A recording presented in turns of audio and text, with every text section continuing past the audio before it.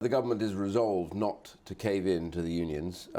This is a fight that's been coming for a little while.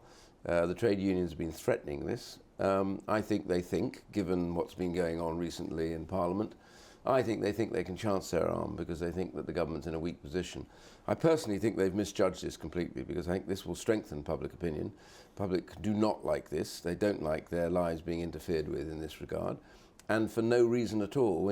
I was listening to a radio program earlier on this morning, and where we heard the protagonists, and it's quite clear that the rail unions are refusing to make the kind of productivity changes they should do. They're still working in outmoded practice that date back in many cases to the 1950s.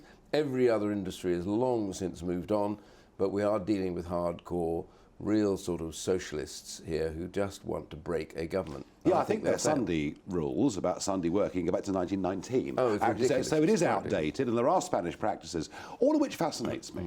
Why didn't Boris Johnson just invite Mick Lynch to come into number 10, to get the moral higher ground, and to suggest to Lynch and others that they had to move forward? Why not do that? Well, I think the view of the government is that this is a matter that needs to be settled by those who are responsible for running the network and those that are representatives of them. They say that they can do it, they should do it. If they step in, then immediately it makes it look like a significant crisis and the government's worried. The government's got to avoid looking like they are scared or panicky. What they have to say is do it. But the government's put £16 billion of taxpayers' money into this during the pandemic. Surely the government has a responsibility to intervene in some way. Well, the intervention is to say categorically to those running it, come up with changes that give you greater productivity, and we're flexible on the amount of money that you can pay them, but it must come on the back of productivity. That's what they've agreed, and there's no reason why they should budge on that. The truth is the rail unions are hiding to nothing on this one because they've made no changes. They're rejecting all changes at the moment, and they're being completely obdurate. They believe that this way they will suck the government in to start doing beer and sandwiches, as we remember Harold Wilson used to do with the unions. That's a mistake. That will simply encourage every other trade union to go, well, they've given way to this lot, then they'll give way to pressure. So the government's got to say... So the government's going to be tough, it's going to stand Well, firm. I think this comes out of the playbook of the early 1980s, when Mrs. Thatcher had to face down the unions. They are not in that stage. They were much more powerful in those days, but the honest truth is they have to sort this out. Productivity is the key. There is extra salary available, but they've got to agree to do it. And if they don't, well, the government is simply going to say, well, given everything else, we can't go awarding you massive pay rises because everybody else that's working hard will want them too, and we have to make sure that we can afford it.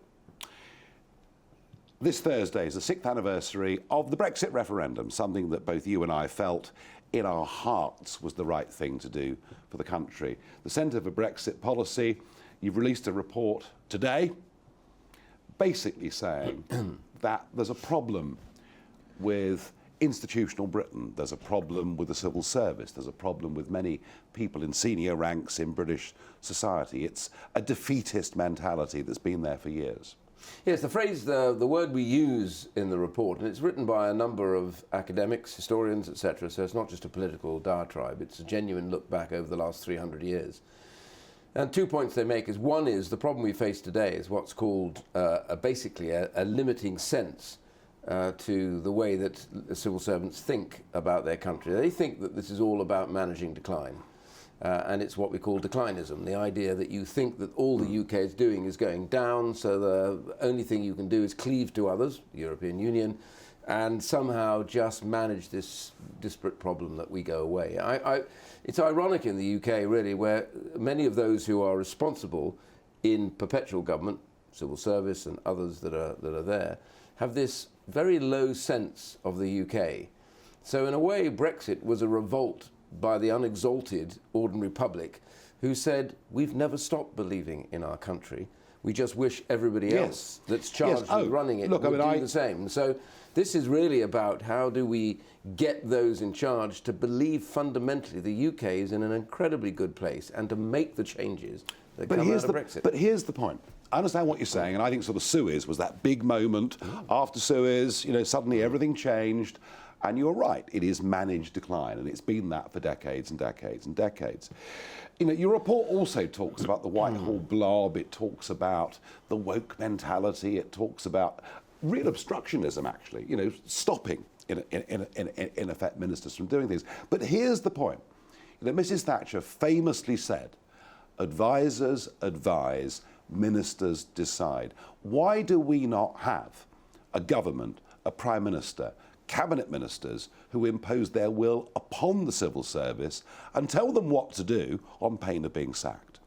Well, I think the problem comes back to the beginning of this government when we hit the pandemic. I think it really took a lot of the steam out of the government because so much was spent, so much was done during those 2 years. We lost 2.5 years. You could argue that it's as though we started this year for the first time, having just won the election. So the government has to have a sense of urgency about it because we don't have a lot of time.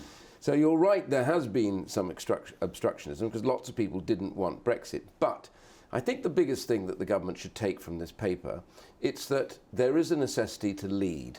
It's very important that the government sets out clearly that it intends to make the most of what happened back in 2016. Is it capable of doing that? I think it is capable of doing it. I published a report 1.5 years ago on regulatory change. Huge report about how we come back to and none of it's common been law. done, Iain. Well, Duncan Smith. it's at last been given. It's been talked about. It's last been given and it's going to get a bill slot to do this, but it's got to be spread over bits and pieces. I'll give you one example.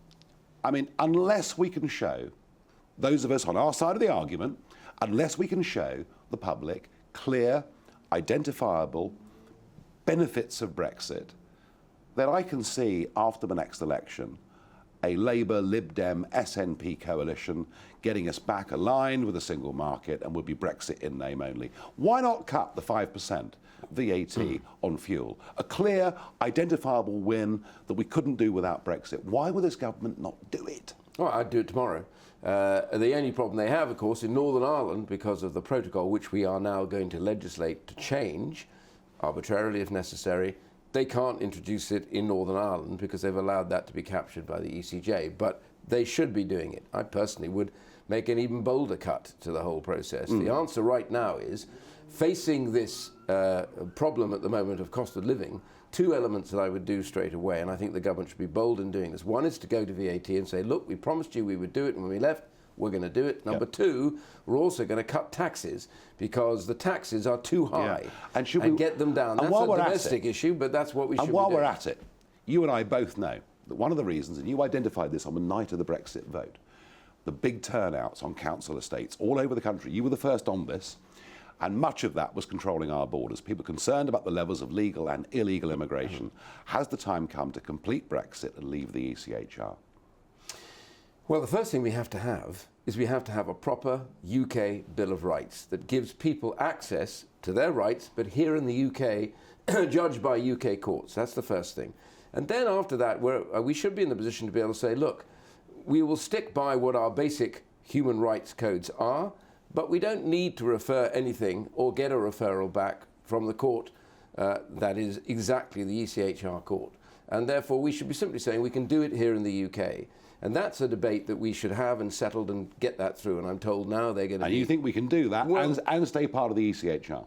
Yeah, well, I think we signed up to the ECHR, but I don't think we should actually accept their judgments from their court. We may as well leave it then. Well, in essence, we're creating our own version, which will be here run by UK judges. That's the key element that we have to do. And it's got to be bold. You know, we should be doing it. Are we saying, as this nameless judge from deep in the bowels of the Court of Rights, actually then overturned what all the learned judges from the High Court, Supreme Court, the Supreme Court decided was okay and lawful? Are we saying that on a whim they were able to cancel that? Yes, this we has are. caused complete mayhem. Yes, that has to stop. So this is really a good opportunity for us to say, well, enough. We're going to bring that back to the UK. Iain Duncan Smith, do you actually believe that the leadership of your party's got the guts to do these things? Well, I want them to do it, and I believe. Ask that. Well, I believe they can do it, and they should and will do it. But the question is when. That's my question. Do it now. We should have a complete bonfire of the nonsenses that we left the EU over, and get on with it. There are such rewards out there. I was talking the other day about setting up medical tech here as the hub for the rest of the world.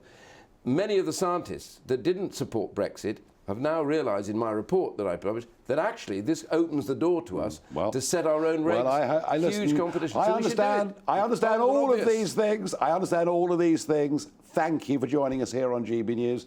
Welcome to the GB News YouTube channel. You can watch us live 24 hours a day, catch up on your favourite shows and join in the conversation in the comments below. Don't forget to subscribe and you'll never miss any of our exclusive content.